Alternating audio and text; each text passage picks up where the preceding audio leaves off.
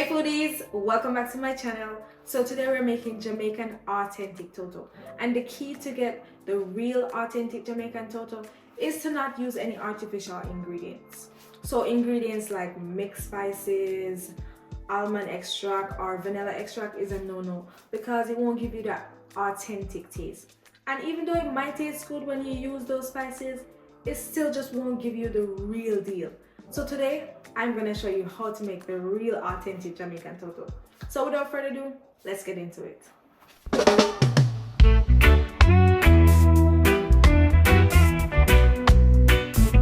Okay, so the first thing that we're going to do is open this coconut.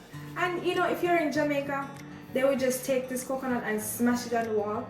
But here I'm going to show you an easier way to do it. I'm just going to take this hammer and I'm just going to just hit it a few times until it's open. So let's do that.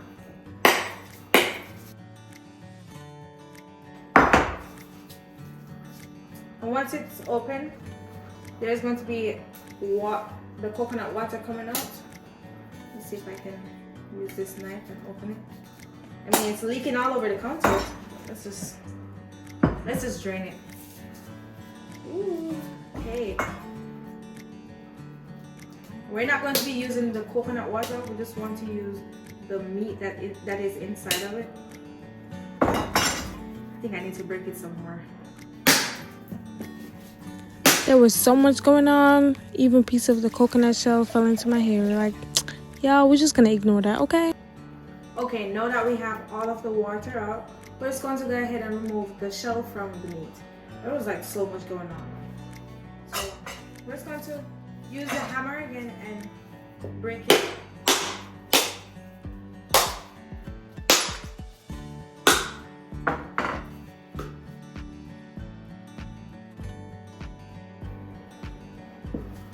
This is what it looks like inside.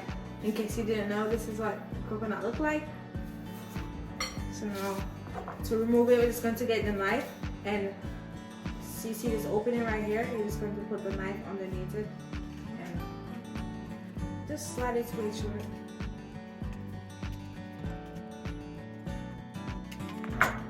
So this is it.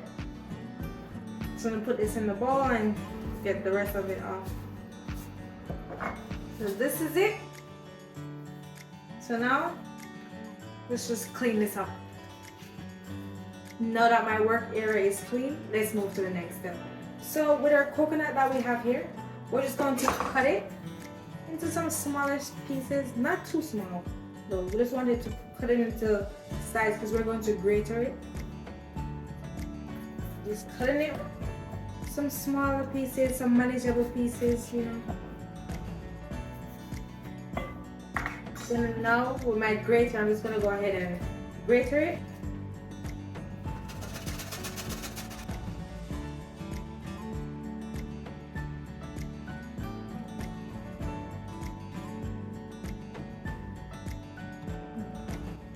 Alright, so now that our coconut is grated, we're going to move on to the next step. But if you want your life to be easier, you can also blend the coconut with 1 cup of water. But I wanted to show you how it's done the traditional way in Jamaica. So now let's move to the next step. So with the coconut, we're going to combine it with the sugar and our nutmeg and salt.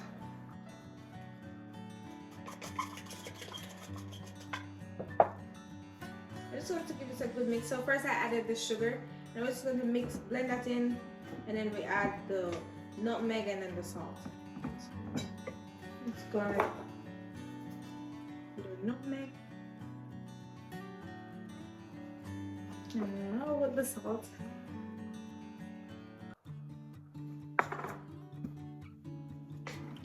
So now I'm just going to add this to a bigger mixing bowl. So make it easier for when I'm adding the other ingredients. Okay, so now we're going to go in with our coconut milk. Let's just pour this all over in there.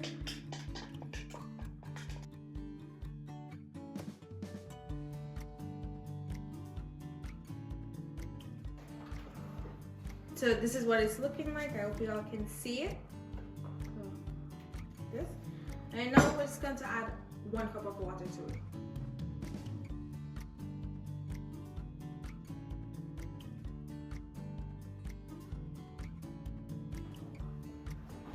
Now we're just going to put this to the side and move on with our flour. So here I have 4 cups of self-rising flour, and I'm just going to add my cinnamon to the flour and just blend them all together before we add it to the batter.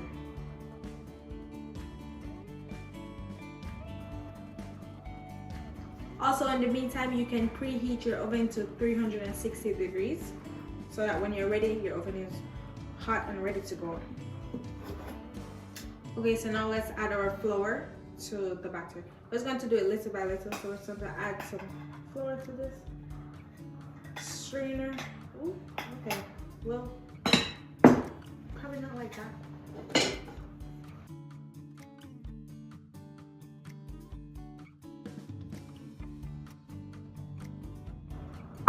I'm just going to add it little by little and mix it.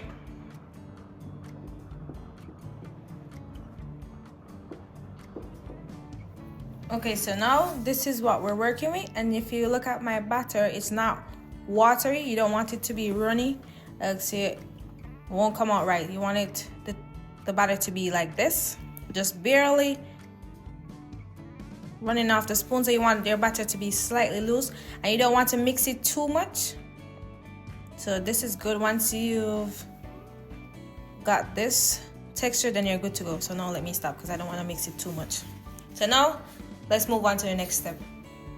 Okay, so now we're going to add our batter to our baking pan. But before we do that, we have to grease our pan. And here I have some vegetable oil in this. And earlier I said that you should preheat your oven to 360 degrees. I meant 350 degrees. So now let's grease our pan. Today I'm using 2 different size baking pan. I want to add like that much oil to it. Add it to both. I have to use my hands. Okay, so that's what it's looking like. Now, I'm just going to go ahead and add the batter to it. And we're going to put it halfway because it's going to rise. So if you put it half, if you fill it up halfway, then that should be enough.